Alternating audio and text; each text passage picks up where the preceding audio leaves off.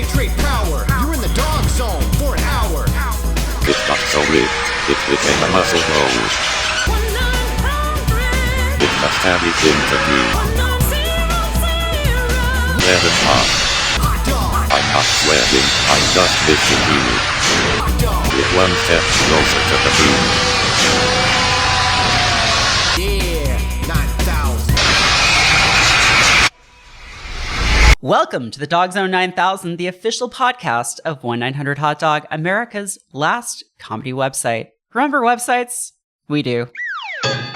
If you missed the joke dance, words, and pictures humor format that flourished before corporate America declared endless war on merriment, Mother Earth, and the human soul, become a member at patreon.com/1-900-HOT-DOG for articles every weekday by a misfit team of well-compensated gag peddlers who are Earth's final hope in the conflict against the machines.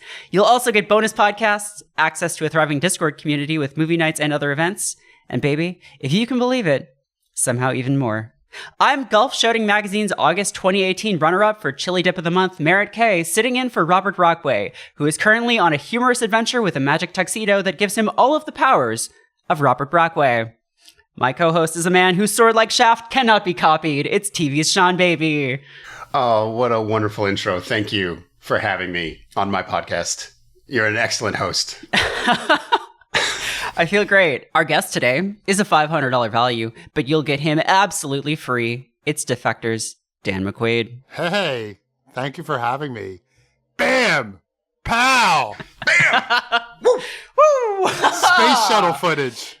Hell yes. Hot air balloon clip art. We will get into that, I'm sure. None of those words mean anything to you. Even if you've read the title, it's going to take some explaining. They won't mean anything later. No. No, not at all. None of this will mean anything to the alien archaeologists who eventually dig it up as the only remnant of human civilization. But for now, Dan, do you want to plug something? Sure. I can plug Defector Media, the website where I've heard of that. Work. It is a cooperatively owned sports and culture blog, very much like the Hot Dog website. Very much has the feel of the old internet, except you have to pay for it a little bit. But it is like articles. There aren't advertisements really. We just write about things. There's no bullshit gambling ads like there are on every other sports website. I'm very proud of the content that we put out.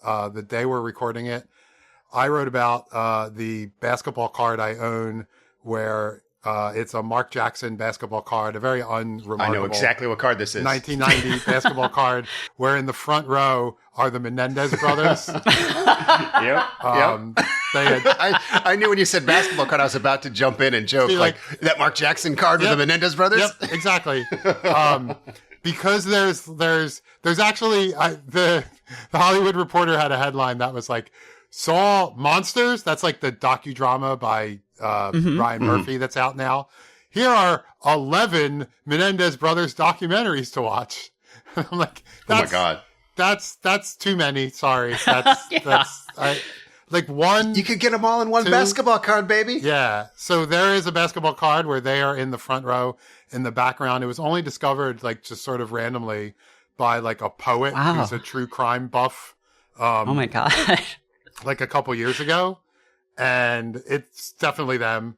So I wrote about how I purchased it after my wife informed me of this card. I did not know about it until she told me about it. So for once, my manic buying habits that I was in at the time it was her fault. But that led me to, I was at my parents today because they were watching my son, because he's sick and he's fine. He just couldn't go to daycare because he had a fever. And I went and I grabbed a box called Best Cards, and I looked, it made me look through it, and none of these cards are worth anything. But then I looked through, another bin that I didn't take home, and I definitely have so many of that set, the NBA Hoops 1990-91 set. So I definitely have, because that card is so common, I definitely have more copies of this, this Mark Jackson Menendez brothers basketball card. If you read the story, I'll spoil the ending. I bought it. It's there's a thing with cards where you send them to a company and they like grade it and like slab it in lucite or whatever. And that's how like all high value cards. And I'm sure you guys know like comics and plenty of other every item that was produced in the 90s. Yeah. And like most of them are worthless. Yeah. Still, even slabbed. You telling me my childhood was worthless? I opened up best cards. I actually have like, there's like 5 Shaq rookie cards in there, but like some of them are from specially marked cases of Drake's Devil Dogs. So I'm not sure if that makes them more or less valuable. There is a signed Devil Dog grease. There is a Rob Liefeld art card. Fuck. Oh, wow. And a signed Mr. T card. I met Mr. T at the mall once. Damn, wow. Signing his copy of his new comic, Mr. T and the T-Force. I have several copies, yeah. And he also signed, I bought like at the comic shop that was hosting it, I bought a copy of A-Team #1 comic for like 50 cents. And he also signed that. So I have 2 Mr. T autographs. Fantastic. Yeah, I don't think Mr. T. I remember his Mr. T. He said, "We go to Harlem in my comic. You can't send Superman to Harlem; they'll steal his cape. You can't send Batman to Harlem; they'll steal his car. But me, I can go to Harlem." I remember these talking points. Wow. Yeah, it was like one of those like, this is an uplifting comic. It's like, no, Mr. T, we just want a regular comic from you. Mm-hmm. Early in that comic, he rescues a crack baby. Yeah, and they're like, "Hey, Mr. T, what's that?" And he explains it. He's like, "It's a crack baby, fool." That stuck in my memory all these years. It is from the very like cartoon all stars to the rescue era of like children's media. But I think it had like Neil Adams covers, like a lot of talent went into the comic. It's real good. So like when NFTs blew up a few years ago, I don't know. I was kind of surprised that so many people who were around for the 90s were like, yeah, these are it. Because it just felt so much like the trading card and like collectible comic and Beanie Baby craze. Like the cards, there were cards like everywhere. Like McDonald's would just give you cards if you bought food. You would just stumble on them. And then trading card games popped off. And then the comics thing too, like that. It was, I don't know, if you weren't there, it was a very strange time when they killed Superman and that was supposed to be like a big deal. I tried to sell my comics for probably like 20 years. Like I just had a massive comic collection and I was like, I have all these in trade paperbacks or digital. I don't need these. And I just couldn't get rid of them until the Walking Dead TV show came out. And then every single Walking Dead comic was like $1,500. And I was like, okay, I'll just sell my Walking Dead comics and just give away the rest. And then it felt like I kind of sold my comic collection for what it was like, theoretically worth. That's how it justified any it. item where you can like drive down a street and there's written on like a handwritten sign or like in the Simpsons font on the sign on a pole, like I buy comics, I buy trains, I buy houses, baseball cards. Houses are the only ones in there that are worth money, but everything else in there, it's like, oh, this guy just doesn't actually buy. Like he just pays you $1 for a big thing of. He does your favor, gets them out of your basement. Exactly. Yeah, it's like trying to sell a piano. Right. Yeah. Yeah, we've all had that experience. experience. Rid of my piano. Tried to sell a piano. Anyway, the spoiler is that I did buy on eBay this card for like $16. It is a slabbed card, graded 8.5, which is not that great, but it's fine. Out of 10. Sure. And I bought $16. It's now worth estimated $24. So hoo-hoo. Wow, that is a huge increase on your investment. There's been some stories even after the show. Well, no. So there's been some stories like soaring in value, and they're not really soaring in value, but there are so many sales of them. Like 120 of these cards sold just on eBay yesterday. I checked like mid-August, like 20 would sell in a day. So they actually are selling a lot right now. So if these trends continue, within 3 weeks, you'll be a millionaire. There's no end to Menendez Brothers. Right. We don't usually give this many stock tips on the show, but go invest in Mark Jackson Menendez basketball cards. I saw one listing that just said Menendez Brothers rookie card. I guess that's true. Yeah, before they killed their parents. Yeah. Well, add a 1 to that bid. To that buy it now. Well, speaking of bargains. Oh, hold on. Let me talk about the article I posted today. Please. I don't know if you Please. saw this yet, Dan. I found about 70 Golden Age comic stories about puppets and took, I think, 25 of them and made a quiz. So I'd show you the beginning of the comic and then you had to guess the ending. And the ending is almost always that puppet is the ventriloquist and dun dun dun. But then I found about 15 that went in a really different direction. It was probably the craziest article I ever wrote. It ended up being 40 pages long. Oh my God. I cannot wait to read it. Yeah, you really got to prepare your soul for it.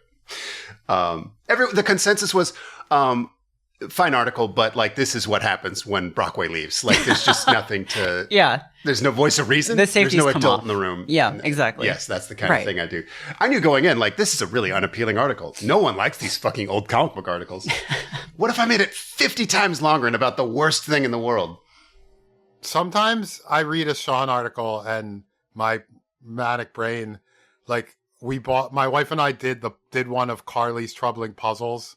We bought Still Life 43 and did that. Oh God, I hate that fucking painting. It's in the Kansas City Museum of Art. What's that pointillism painting from Ferris Bueller? Oh, yeah. Waterfront at the whatever.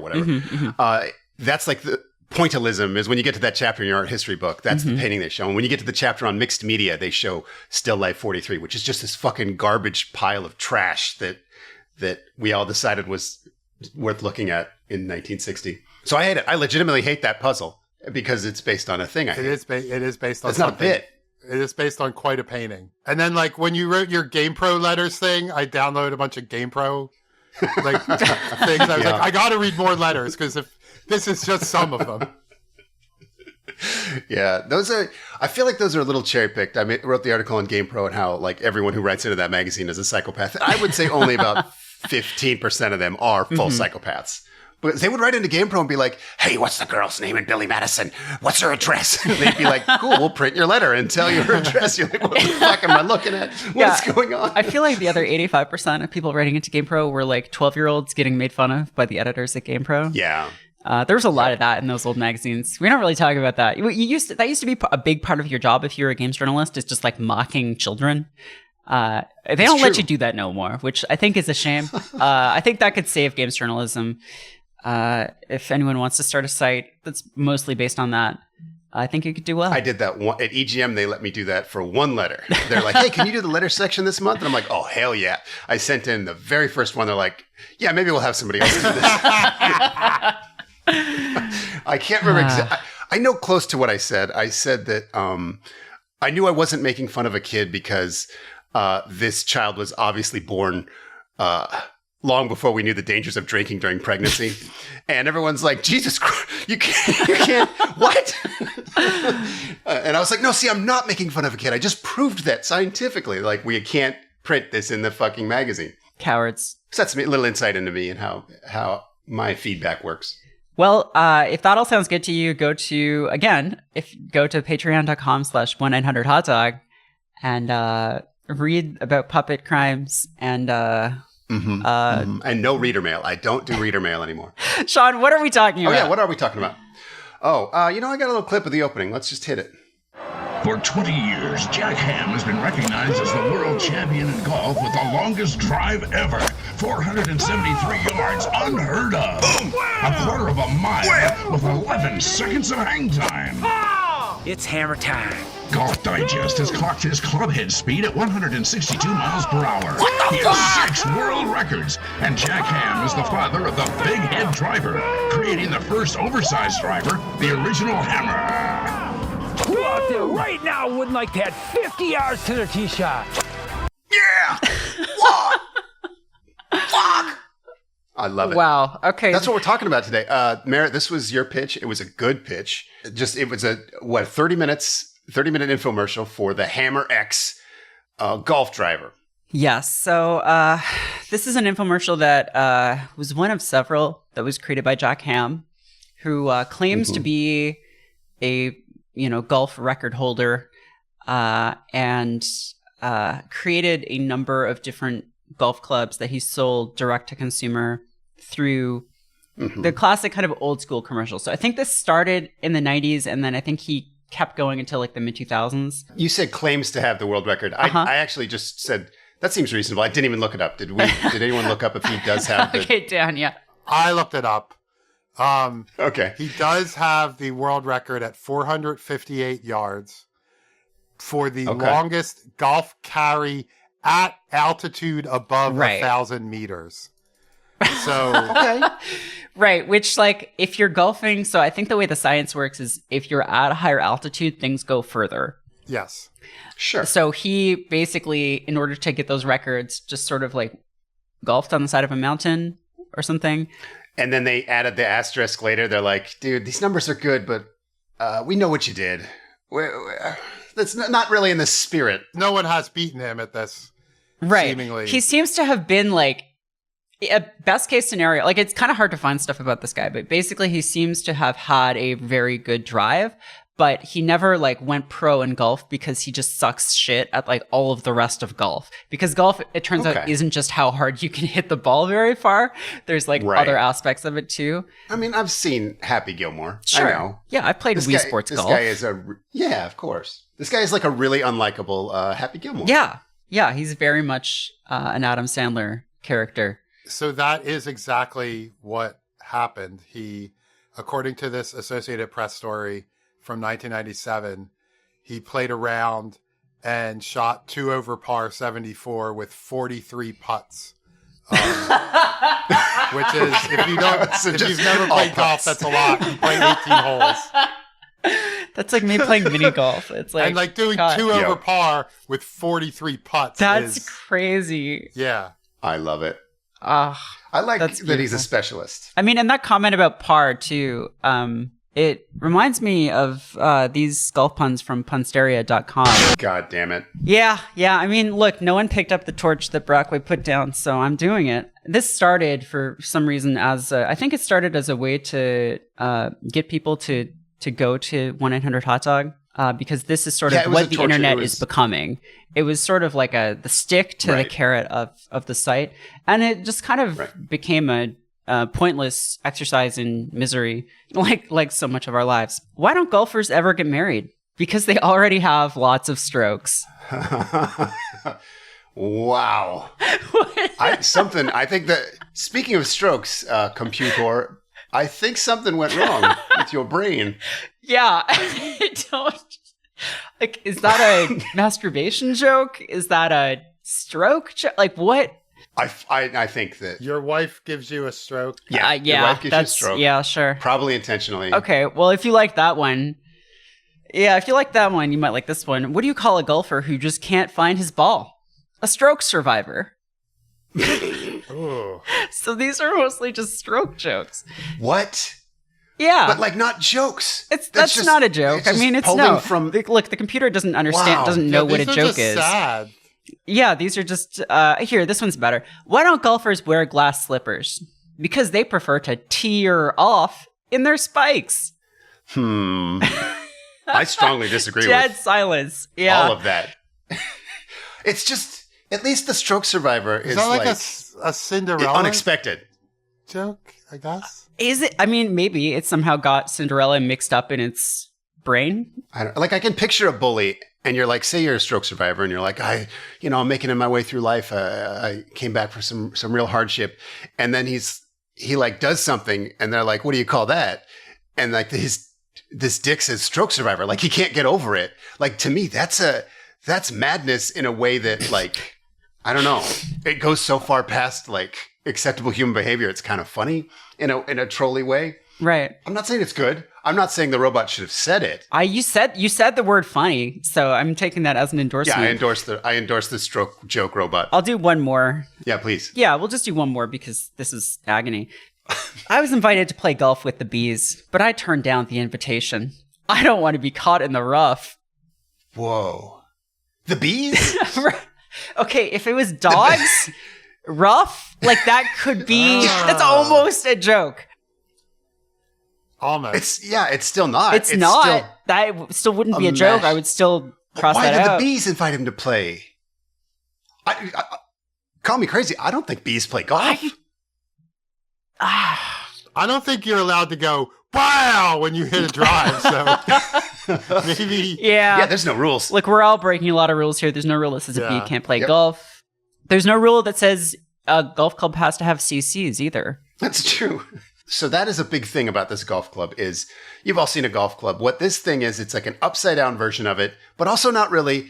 And then instead of being like a full shape, like they took out all of the stuff behind the head of the golf club. And then, so there's two big holes and then there's just a big round thing behind where you would hit the ball. And they talk about that like this fucking genius thing. It's like all the same mass, but not the same volume. You see, cc's is how you measure volume. And they explain this 50 different ways about how you put water in something and that's how you measure volume. It is very frustrating. It looks like a wireframe of like if a golf club was like a polygon in a video game, it looks like a wireframe, kind of like they just took all the inside out.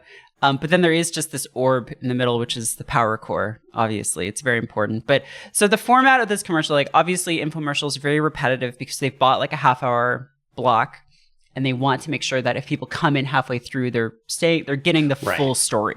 So it does repeat itself a lot. But basically, we have Jack Ham, who is introduced as a golf maniac, who screams as he smashes the ball, and like images of like rockets blasting off in the background. Okay, so I have a friend who works at NASA, and I talked to him because I was like dead certain that what like the clips were going to be of like the space shuttle disasters by accident. Oh my God. It's not Columbia because Columbia looks different than the other shuttles. But you can't really tell what the other shuttles look like because they all look the same. But I decided that it almost certainly is the Challenger launch because that's probably the only other space shuttle that like they would know the name of and would know to search for. Oh my God. So that's my guess Jesus Christ. about the clips of the space shuttles that are interspersed with his drive. It is in my head canon. Until proven otherwise, that is absolutely the Challenger that they're showing. Also, this is when I realized that like he's definitely been kicked out of a Planet Fitness before for screaming. For screaming, yeah. And the audio that Sean played earlier, that wasn't like poorly recorded. That's how it sounds like in the commercial. Yeah, like the audio of him talking just normally sounds okay. But however they recorded the voiceover guy, it sounds like the same way that they recorded Eric Roberts for A Talking Cat, where he's just like trapped inside of an oil drum or something. Like it's so blown out. There's so much like reverb. We all know that reference. That's a great reference. You guys know that reference, of course. Yes. But it's like one take. Listeners, if you don't know, every time Eric Roberts records a cartoon cat, he does so from inside an oil drum. No, hey, hold on now. It's not a cartoon cat. It's a live action cat that they animate with Microsoft Paint, like a little black mouth when he talks. Like a little Clutch Cargo mouth. Yes. Fantastic. Yeah. Not even, it's just more like a black void. I love the screaming so much because it doesn't lend itself well to golf. Mm-hmm. Like you go boom, and then you got to watch the damn ball fly for 10 seconds before you even know whether you're supposed to celebrate. Like you got to wait for it to land. So like we've all seen golf. When you hit a big drive, you're like, ooh, and then it lands and you're like, well, nice shot. That's a pretty good shot. Mm-hmm. And so the idea of screaming and then the awkward silence after the scream, I'd say you either have to scream the whole time it's in the air or just don't scream. It is odd. Yeah. It's like that is sort of, it kind of belies the entire grift here, which is that his whole thing is just about distance. It's like this very childlike understanding of what golf is. And science. And I don't think we see a golf ball land in this entire infomercial. No, exactly. We don't. And like, that's the thing. It's like accurate. Like they make some comments about accuracy and stuff later on, but like, it's just like, you know what golf is? It's about hitting it as far as you can. Like it's this very like macho take on golf, which I would say is one of the less macho sports out there. I agree. I did spot the misogyny. I took some clips of the ladies giving their testimonials, and we can play those. I don't want to get ahead of ourselves, but yeah, it's weird. I guess one thing that struck me at the beginning here is that he's screaming so much, and it's pretty funny. But it's also that the thing about golf is, if you've never heard of the sport, it's the same fucking thing every single time. So guys teeing off, and they keep showing all these clips of him teeing off, but it's just the same clip from different angles. So it's just the same thing repeated 50 times while the guy is screaming slight variations of yeah. And so it becomes like this manic energy where we're watching a man go mad. It really works on me. And all of the other like 90s explosions and space shuttles and stuff. It's all just so funny. I named this one Clip 2 because I didn't really know how to describe it or differentiate them between each other. And now he has taken golf technology to a new level again. This single club could totally change the way you play golf. Introducing the Hammer X driver, the next revolution in driver technology. When he's I like, love it. like, okay, the BAM and stuff that's like one thing, but the one bit where he's like, ah, like, it sounds like he's like, turning into a Super Saiyan or something. Yeah. He took my note. He's like, I got to scream the whole time this is in the air. Yeah. I like how the announcer really is one take because, like, he doesn't keep it consistent. His voice changes throughout. Yeah. They did not pay this guy very much. You know, I have a clip of that. I called it Crazy Voice. Let me play it here. Oh, great. If the other leading club manufacturers had this technology, they would charge you $1,000 a driver, but they don't. The Hammer X is an easy 30 yards longer. All other drivers are now obsolete. Where the hell did that I don't know. These other drivers, they're so great at hitting the ball. Like, what are you doing? Almost like Walken-esque. There's a lot happening. I searched around on Reddit, Amazon. I didn't get like deep into the community or anything, but people seem to really hate this club. Obviously, the commercial's kind of a meme, so they're making fun of the commercial a lot. Like a Guy Fieri restaurant is what these reviews feel like. But people are legitimately, they're like, yeah, the commercial sucks and it's stupid. But also, the club is terrible. It's also not apparently legal in tournament play, so you won't ever see a pro golfer use this. They've tested it. They're like, maybe this works, and it doesn't. Like, under controlled conditions with peer review and that kind of thing, it doesn't work better than a regular golf club. I guess if you're watching this and thinking, oh, golf has been wrong about aerodynamics all these hundreds of years. No, they haven't. Yeah, they've got it figured out, basically. All of science did not get outsmarted by the yeah guy. Well, the funny thing is, like, really early on, like we should get into like his conversation with Jolly Demis, I don't know, and everything else, but He's labeled as a golf pro, but he appears to be a comedian from what I searched online. I don't exactly trust the Chirons. He's a comedian named Jolly? Fuck him. That's insane. If he was a golf guy, I could forgive it, but he is a comedian. Oh my God. My name's Jolly Giggles, and I hope you're ready to laugh. They introduced the Hammer X, which again is a hollow-ish golf club with this idea of like, all other golf clubs are now obsolete. I pulled the explanation. Let me see if this helps thank you. Sum things up. The Hammer X, streamlined shape, no CCs, no body, no bulk, built for faster acceleration, and the power core directly behind the ball gives every golfer a dead solid hitting zone. Bam! And the Hammer X comes with the X shaft, flat like a sword, cutting through the air like a knife. They say that like 40 times, and every single time I'm like, why doesn't it cut through the air like a sword? Right. And now, the X shaft.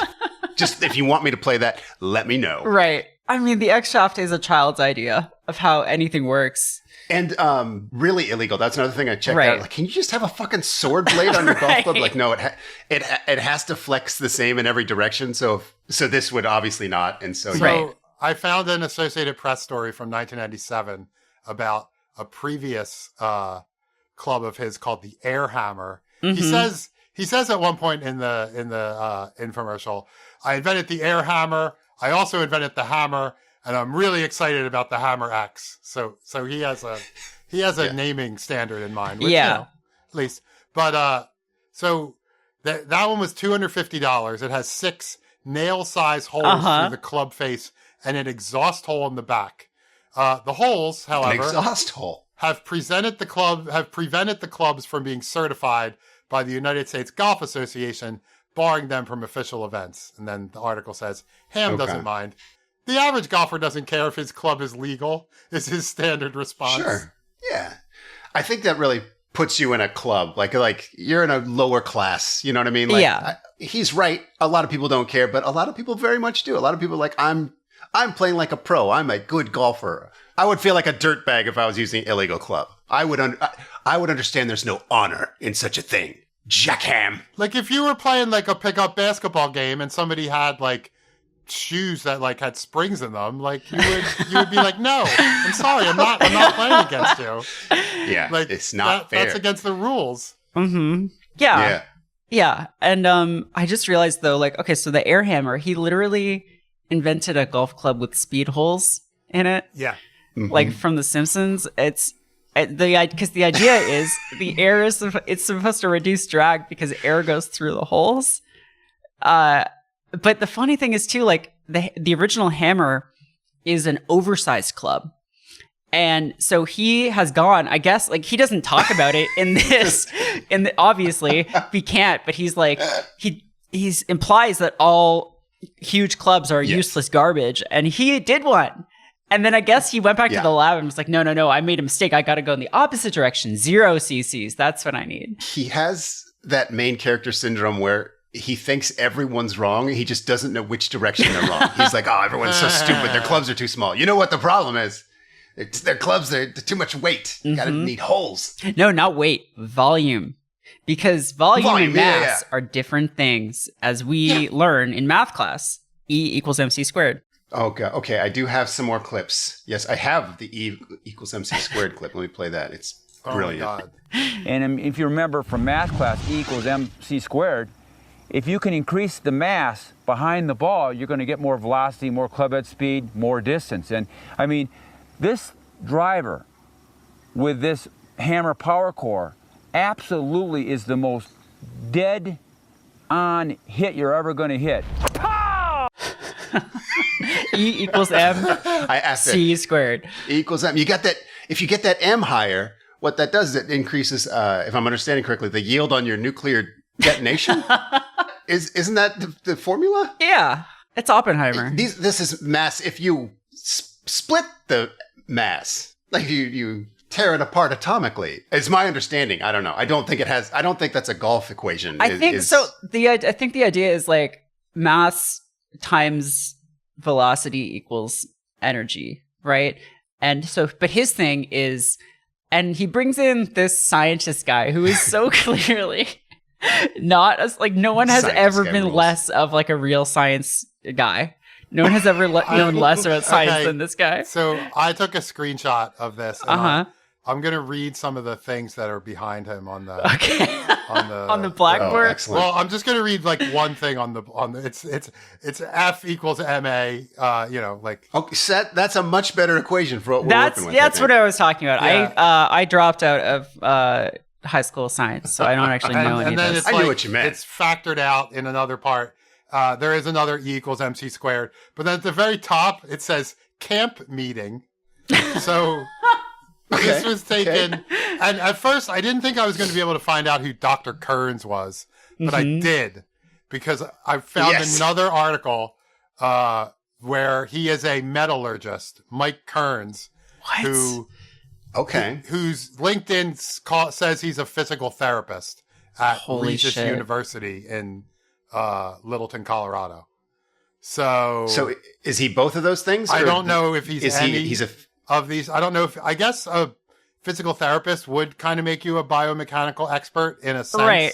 Which sounds like you invent cyborgs. Like, but he's in, he's in like a doctor costume. He's in like a scientist, a lab coat, like costume. Yeah. He comes back a few times. Jack getting his knee rehab. He's like, hey, put on this little doctor costume and tell everyone about 7th grade science. Yeah. There's like a bunch of factoring on this. It's like he's teaching like a mid-level algebra course, I think. I can't. I love it. But he shows up a few times, and he shows up to be like, oh, mass is not the same thing as volume.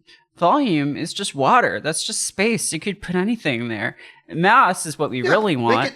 And it's like, okay, nothing. On Earth, mass is kind of like, there is a relationship between mass and volume. Like, It's true. Yes. I- It's like they don't quite go far enough to explain why they're explaining Right. 7th grade science to us. I do have a clip called Inventor. I'm not sure what this is. As you know, Jolly, I invented the air hammer, and I also invented the hammer. So, I mean, I am really, really excited about the Hammer X. This thing is going to be really something for the average golfer. Jack, what makes it so different? Well, I mean, first thing, if you look at it, Jolly, I mean, just look at it. I mean, it's radical. what's crazy to me? Come on, fuck. It's radical. Check it out, Dick. What's crazy to me about the way that Jack Ham talks is he talks like a UFC fighter who's been doing it for like maybe like a 2 or 3 years. So he has like some brain damage, not Right. a lot, but like Not a lot. not as much as, but nothing you know. to say. No wisdom, but Right. also a fading intellect. Yeah, like he's stumbling over words. Yeah. I took another clip of the interview here. Jack, all this, what do you have to bring us today? Well, I'm real excited to be here today, Jolly, and we've got an incredible golf club that is going to really, I think it's a new evolution of golf. And, I mean, I've been banned from most driving ranges over the last 25 years, and this isn't going to get me back on the course because this Hammer X is just an incredible driver. What is he talking? I checked some of the reasons you get banned from the driving course, and the first one is usually be quiet and respectful of others. So maybe this is just how he golfs all. Just bam, like every swing. It could be illegal gambling. It's just a real weird thing not to explain because I don't think that you like kick people off the driving range for driving the ball too hard. They don't like tap you on the shoulder like, dude, that you hit that shit way too far. You get out of here. Plus, if he's like the world record holder for a thing, I don't think a business built around that thing is like, no, go away. We don't want you here, world champion of this. I think he's just an asshole or a liar. Those are my theories.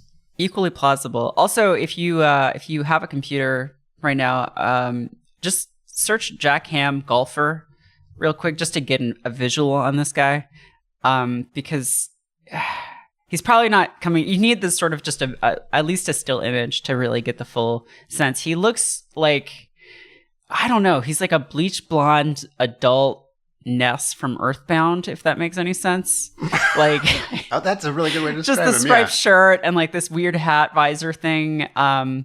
It's Yeah, like his hair. Yeah, he's like a makes it Dennis look- the Menace. Yeah. It Did a looks like big a wish. wig yes, because of his visor. right. It looks like it's attached Yeah. to the visor for sure. Yeah. I have my notes that they talk about how the club does not hold water. Like the explanations they're so dumbed down that they stop making sense. And then they get into a persimmon wood thing. And this apparently is a very old golfer thing. Like golf clubs used to be made out of persimmon wood. And you get that impact sound. Not a stupid ping like a dumb metal fucking golf club, like a cowbell. And I think I counted 7 times they bring up the cowbell. What they hate is that the sound of that dong when it hits the ball. You don't want a dong sound with your shaft is basically the point. What they don't make clear is whether that like factored into all this science. Like Right. when they're like, dude, we designed the perfect golf club. We had to sacrifice a little distance to get rid of the cowbell, but I feel like, Yeah. you know, I guess that's the part where I made a note of it because everything they're doing seems like so like delicate. Like we took just like a half a gram of fucking volume out of this to like, which again, I understand those are different measurements, but to me, the science sounded like they're saying, hey, a car will go faster if you open the sunroof. And I'm just like, I don't think that's true. Yeah, it's well, because okay, so the whole thing they come back to over and over again is the 0 cc's, right? First of all, it's absolutely not 0 c. Like it has volume. It's just like not as much. It's Right. slightly, there's holes in it. Yeah. But when you look at it, it's like it's not even hollowed out that much. It's like there are 2 big gaps, but it's like there's the power core. So basically, he's like, I just took out the parts on the sides of the golf club so that it's all in the middle. It's all the mass is in the center, Right. and it's like unless that power core is made of like uranium or something, like it's just less Yeah, mass. I don't know what you're talking about, man. They do a lot of testimonials, and the testimonials are really, really canned. Like these aren't people trying it out for the first time and giving an honest reaction. They're just like shouting catchphrases at the camera. But one guy says, hey, I'm just an average golfer, but like people have been copying Jeff Ham's heads, but not the shaft. They can't copy his shaft. They can't figure it out. And it's just, It's just a sword on a golf club. He glued a golf club head to a katana. It's pretty simple. And also, I looked up shafts, like I said, and I think you choose them based on the flexibility. And so this would just be like 0 flexibility. Like it's just, maybe bending is important. It seems important because it's the only like trait of this thing. They're like, what if we took that trait away and the volume? See, you get it now. You're a scientist. It's the world's fastest shaft too, which it is the fastest shaft. That's not nothing. You don't want that as your nickname.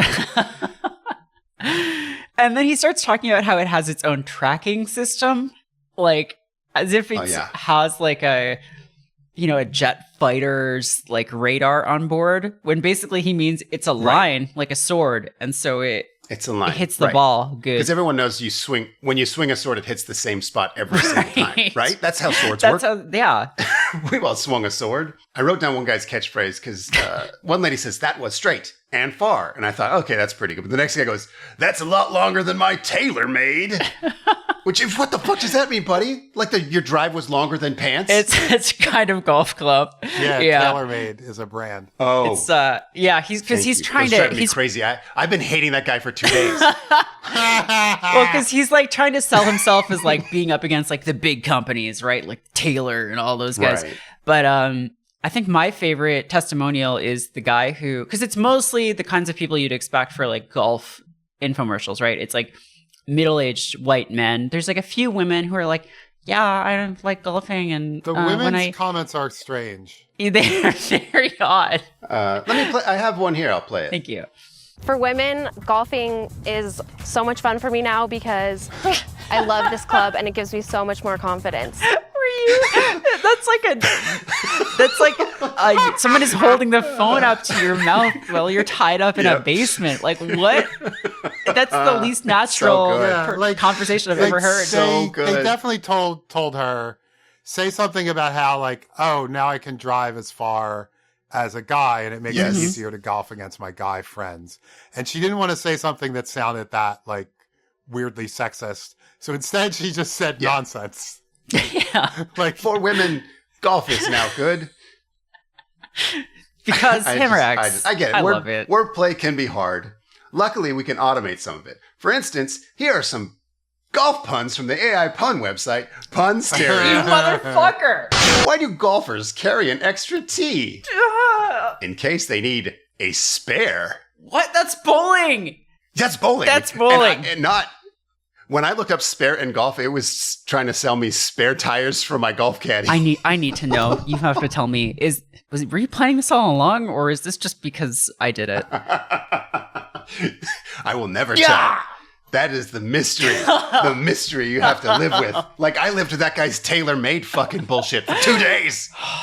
Son of a bitch. What do you call a golfer who takes a long time to hit their shot? A paralyzed. Fuck. Or you could call him a stroke survivor, maybe. It really just depends. Wow, just a lot of wrong with that guy. mean, cheap shots at survivors of like traumatic brain injuries here. Yeah, it's a rough episode. Bam! What's the best way to get a refund on your golf clubs? Sell them used. What? I don't know what it fucking means. What? That's just advice. We can skip them because. Okay, we'll do one more. What do you call a golfer who throws their club after a bad shot? A club-footed comedian. What the fuck? That's it's not a fucking nightmare. Oh my god. And then I also have the stroke ones that you mentioned earlier. Yes, I had planned it the whole time. Here are some puns about ham from punstereo.com in honor of Jack Ham. We have to stop. Yes. No. Why did Why did the pig go to the casino? To play Hamble. What? You don't need the word play there. Whoa. To gamble. Like to play Jack Hamble. Wait, I should say his full name. To gamble, but... why did the Jack Ham go to Jack the Ham doctor? puns. Because it was feeling a little Jack Hamstrung. What do you call a Jack Ham that goes to law school? An attorney Jack Ham. I don't get that one. One more. Wow. Did you hear about the pig who opened a diner? It's the Jack Hamburglar's worst nightmare. That's a fucking solid joke. What? That's a bumper sticker. What? It's a Jack Hamburger's worst nightmare. You heard it. I gotta go think about some stuff. I love it. But Why did Jack Ham blush? No. Because it saw the salad dressing. All right. Okay. That's almost something. Yeah, but that's sort of. I feel like he would probably. I don't really want to know like it 'cause anything it about makes this it sound man's like- inner life or sex life, but It makes it sound like he wants to fuck salads, which I think is funny. yeah, and plausible too. All right, sorry. He's a salad sorry. On God. the record now. Yeah, we're getting sued by Jack Ham for sure. There's one guy, one testimonial, like I was saying. So it's mostly like middle-aged white guys, a few women, and I think there's maybe just the one black guy.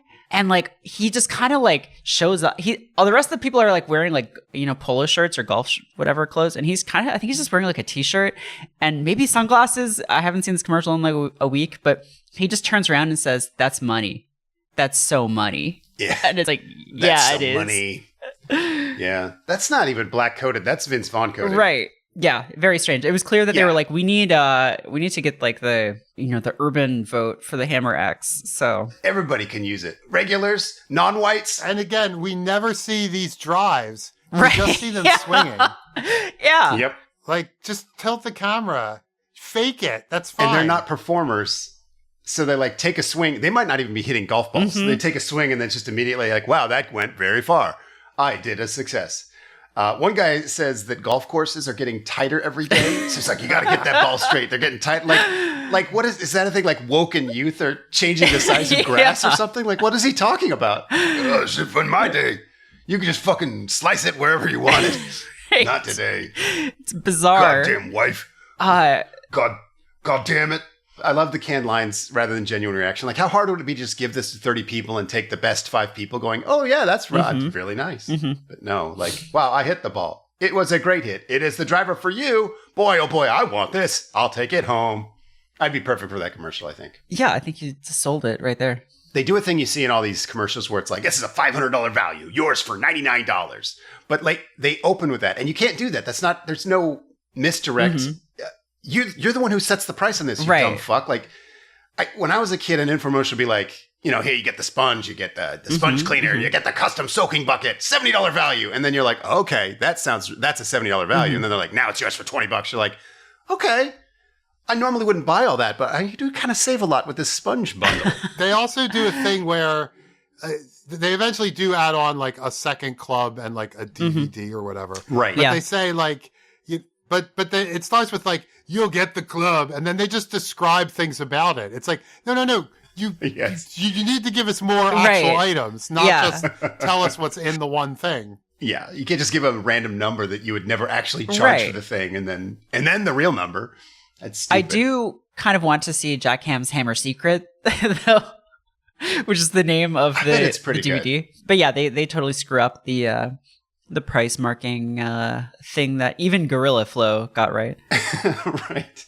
Gorilla Flow really did the price anchoring. It's like, how much would you spend for pissing really hard? $1 million? Yeah. Try 100. And you're like, wow, that's a lot of savings. But then a couple of nerds come in and they do like some real hard stats. But it's in a way that you have no relation to. It's like, this does 12.6 degrees. This club over here, 10.5. Not as good. You're like, okay. If that's what you're telling me, they measured like the spin. They have a whole spreadsheet that's vaguely convincing, but I assume this is either completely made up or gamed by people who wanted the numbers to be better for one of the golf clubs. But there's no reason not to make it up, and so that's what they did. Like, these are obvious grifters. Right. I guess this is when the scientist comes on again. He explains like golf ball air pockets. He's like, these little air cushions, they coat everything. They have a bunch of plane clips. And this is where the hot air balloons come in. There's hot air balloons now whenever anyone mentions aerodynamics, which is amazing. The Hammer X is a jet fighter. That cracks me up. And all other clubs are a hot air balloon. Is that what it was? I think that's that's the implication is like, a Hammer X is aerodynamic, like a jet fighter. And all other clubs are like we're not going to say gay, but basically... Okay. Kind of fruity hot air balloon. But like, pretty fruity. Yeah. There's a part where the scientist is holding the club after explaining like all the 6th grade science, and he acts like he's really thinking about the club, and he goes, makes a lot of sense. Like, I don't know. I'm sure everyone knows this, but like this is like my favorite type of propaganda where you take like 15 seconds and you turn your idiot viewer into an expert. So if you're a stupid person going into this commercial, you're like, oh, I'm done learning about aerodynamics. I am a different person than I was earlier during this commercial. So like you kind of feel sorry for all those other dummies who don't understand golf club air pockets like you do. Yeah. The genius. It's almost... I don't know. It feels like if you give a dummy a tiny amount of expertise, you can get them to believe anything because like you're two fellow scientists like sharing data. Right.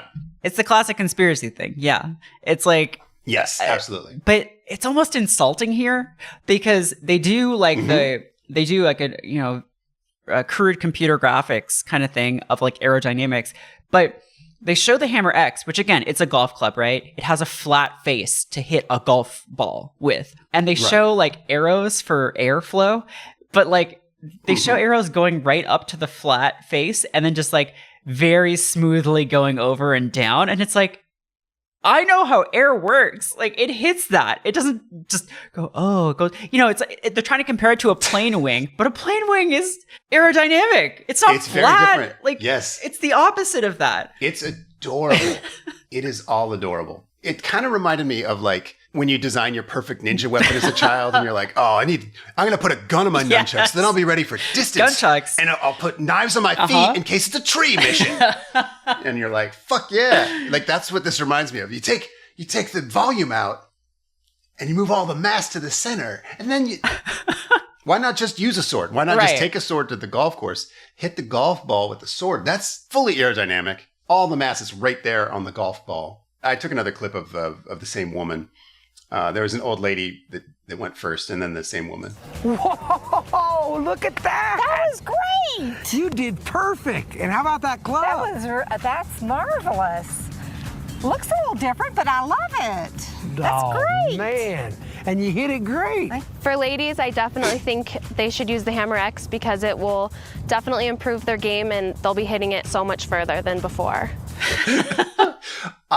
Adorable. Like the way they treat women, that's just like they're infants. Like, you did a great job, woman. You didn't win a woman. You did a golf club swing. And she's like, thank you. I am a woman. And as a woman, you need a golf club like this, compatible even with girl. I'm a big misogyny fan. So what can I say? Most people would agree with you. I think there's some really incredible claims around here. I like when he says it has a memory of your swing, like as if the sword has created a bond with you. It's like a cursed blade in many ways that shares it's got your the soul. souls of your ancestors in the golf shaft, in the X shaft. And now, the X shaft. Again, just let me know if you need that anytime. I also really like the animation of we mentioned it, but of the golf head filling up with water that they show like 6 times. You can tell that they spent a lot of money on the CG stuff. So it's like, what does CC mean? It can be water in there. That's the measurement. It sounds like something you get at the bar. It's just water. It's filled full of water. And they just show like a golf club filling up with like a sound effect. Like, it's incredible. Other golf clubs are filled with water, not the Hammer X. Filled with air. Filled with nothing. My wife wanted to note that this infomercial uses the Muscle Milk font a lot. Whenever it says Power Core, it's in the font that Muscle Milk is in. Yep.